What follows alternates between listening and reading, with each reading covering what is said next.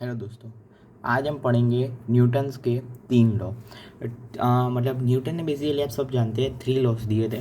हम one by one एक एक लॉ को पढ़ेंगे और समझेंगे। ठीक है, तो फिर आइए हम पहले फर्स्ट लॉ पढ़ते हैं।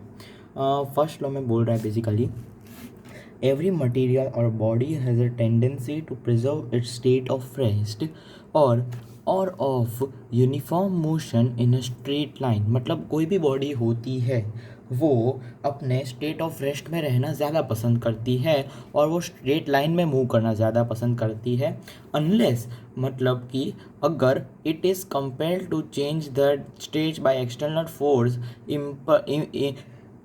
Force impressed on it. मतलब जब तक कोई एक्सटर्नल फोर्स उसके ऊपर नहीं लगाते हम तब तक वो बॉडी जो है वो स्ट्रेट लाइन में पसंद करना चाहेगी और वो यूनिफॉर्म मोशन पसंद करना चाहेगी। बेसिकली यही फर्स्ट लॉ था। और अभी फर्स्ट लॉ में हम देखते हैं इनर्शियल फ्रेम ऑफ रेफरेंस।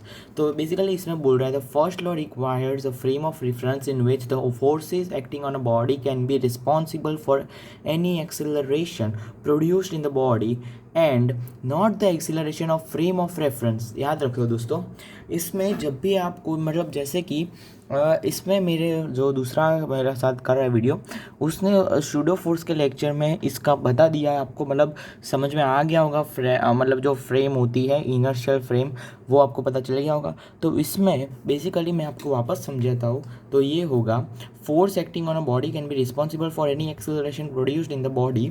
ठीक है, मतलब कोई भी अगर आप फोर्स लगाओगे तो वो हिलेगी। कुछ पहले इनिशियल वेलोसिटी जीरो से स्टार्ट करेगी, बाद में उसके पास कुछ वेलोसिटी आएगी, तो फिर वो जो होगा वो उसके पास कुछ एक्सीलरेशन होगा अगर हम फोर्स लगाएंगे तो। ठीक है, तो उसके बाद बोल रहा है and not the acceleration of frame of reference. और वो फ्रेम ऑफ रेफरेंस का एक्सेलरेशन नहीं होता। और तो इसी फ्रेम्स ऑफ रेफरेंस को हम इनर्शियल फ्रेम बोलते हैं। ये बेसिकली हो गया हमारा फर्स्ट लॉ। इसमें हम इलस्ट्रेशंस भी करेंगे थोड़े, वो इसके बाद वाले लेक्चर में तीनों लॉ पे मैं इलस्ट्रेशंस आपको दिखा दूंगा। ठीक है, तो बेसिकली आ जाते हैं सेकेंड लॉ पे। सेकेंड लॉ बोल रहा है the rate of change in momentum, the rate of change in momentum of a body is equal to the rate of change is equal to and occurs in the direction of net force applied। मतलब कि ये basically statement बोल रहा है कि basically ये है मास m का और उसको हम ऐसे ले जा रहे हैं। तो अगर इस पर कुछ हमने फोर्स मान लो F अप्लाइड किया है, तो अगर मान लो हमने कुछ इस पर फोर्स F अप्लाइड किया है तो ये इसका कुछ मोमेंटम आ जाएगा। थोड़ी देर के बाद इसके पास वेलोसिटी आ जाएगी, तो उसी डायरेक्शन में इसकी मोमेंटम आएगा जिस डायरेक्शन में हमने F अप्लाई किया है। ठीक है दोस्तों, तो उसके बाद बोल रहा है body of mass m is in translation motion with velocity v। इसके बाद में मतलब अगर एक मान लो ये बॉडी है वो मोशन कर रहा है वेलोसिटी v से। ये स्टेटमेंट बेसिकली उतना ही बताना चाह रहा है। तो अभी मैं दूसरे पेज पे आता हूँ।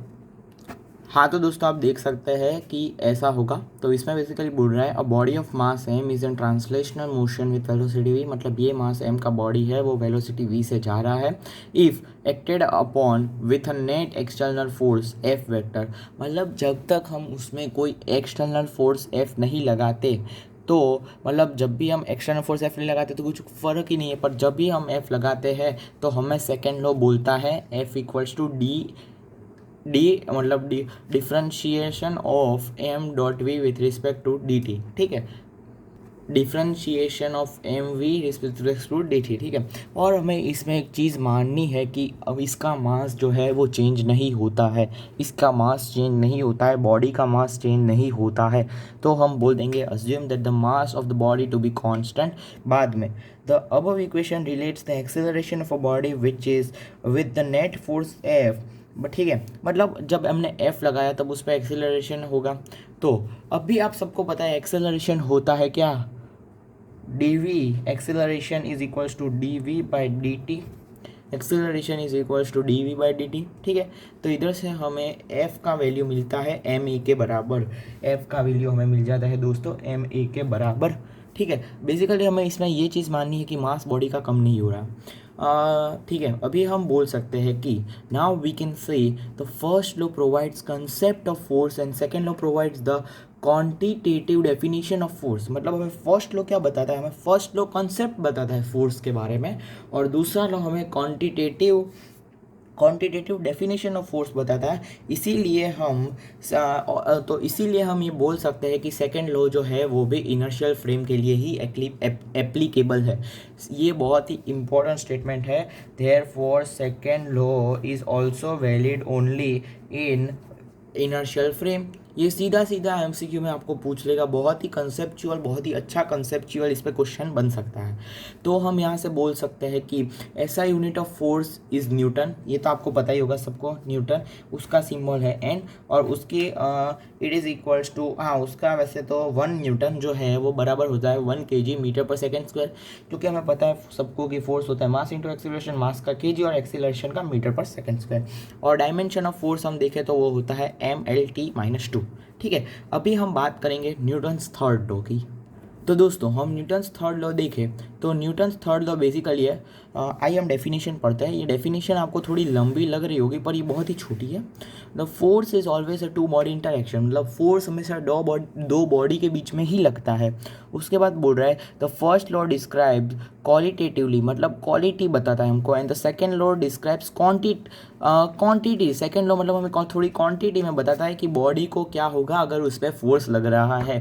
तो मतलब आई स्टेटमेंट पढ़ता है, the first law describes qualitatively and the second law describes quantitatively what happens to a body if a force acts on it, but do not reveal anything about what happens to the other body participating in the interaction responsible for force।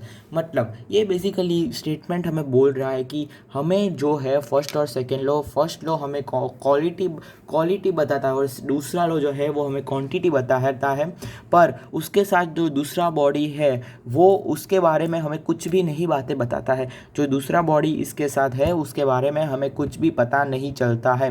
तो basically हमें दूसरे force के बारे में पता करने के लिए ही थर्ड लॉ आया है। ठीक है, मतलब जैसे फर्स्ट और सेकेंड लॉ हमें दूसरे बॉडी जिसके साथ इंटरेक्शन हो रहा है उसके बारे में कुछ नहीं बताता, आप सीधा सीधा याद रख लीजिए। ठीक है, तो अभी हम पढ़ते हैं। The third law accounts for this aspect of the force and states that every action in a body has equal and opposite reaction on the other body participating in the interaction।